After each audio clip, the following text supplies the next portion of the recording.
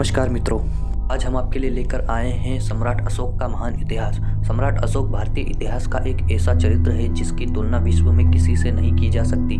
भारतीय मौर्य साम्राज्य के शासक थे जिन्होंने भारतीय उपमहाद्वीपों पर शासन किया था। इनका पूरा नाम अशोक बिंदुसार मौर्य और इनका जन्म स्थान पाटलिपुत्र में हुआ था। अशोक ने मौर्य शासक बिंदुसार और माता सुबंधरांगनी के बेटे के रूप में जन्म लिया था और मौर्य साम्राज्य के संस्थापक चंद्रगुप्त मौर्य के पोते के रूप में जन्म लिया। इनका पूरा नाम देवानाम प्रिय अशोक था। राजा प्रियदर्शी देवों के प्रिय थे। उन्हें मौर्य साम्राज्य का तीसरा शासक माना जाता है। ऐसा कहा जाता है कि सम्राट अशोक को कुशल सम्राट बनाने में आचार्य चाणक्य का बहुत बड़ा योगदान रहा है। अल्प आयु में ही उनमें लड़ने के गुण दिखाई देने लगे, इसीलिए उन्हें शाही प्रशिक्षण दिया गया। वे उच्च श्रेणी के शिकारी भी कहलाते हैं।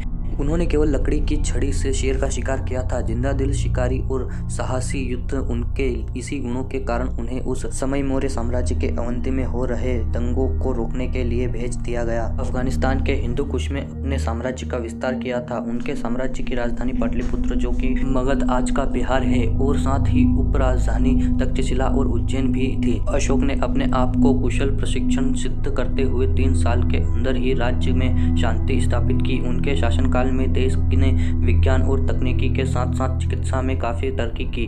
उन्होंने धर्म पर इतना जोर दिया कि प्रजा ईमानदारी और सच्चाई के रास्ते पर चलने लगी। चोरों और लुटेरों की घटनाएं बिल्कुल कम हो गई। कलिंग का युद्ध अशोक के जीवन का आखिरी युद्ध था जिससे उनका जीवन ही बदल गया।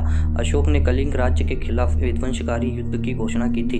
उन्होंने कलिंग पर जीत हासिल की। इससे पहले उनके किसी पूर्वज ने ऐसा नहीं किया था। कलिंग के युद्ध में कई लोगों की मृत्यु होने के बाद अशोक ने बौद्ध धर्म को अपना लिया। ऐसा नहीं था कि उन्होंने पूर्ण रूप से बौद्ध धर्म को अपनाया हो। वे बौद्ध धर्म के अनुयायी थे। उन्होंने बौद्ध धर्म का पालन किया और लोगों को बौद्ध धर्म के बारे में बताया। उन्होंने बौद्ध धर्म के कभी वस्त्र धारण नहीं किए। वे हमेशा बौद्ध धर्म का पालन करते थे। तो मित्रों, अशोक के बारे में जानकर आपको कैसा लगा, अपनी राय कमेंट में बताइए। और भारतवर्ष के इतिहास के बारे में और जानना हो तो हमारे चैनल को सब्सक्राइब कीजिए।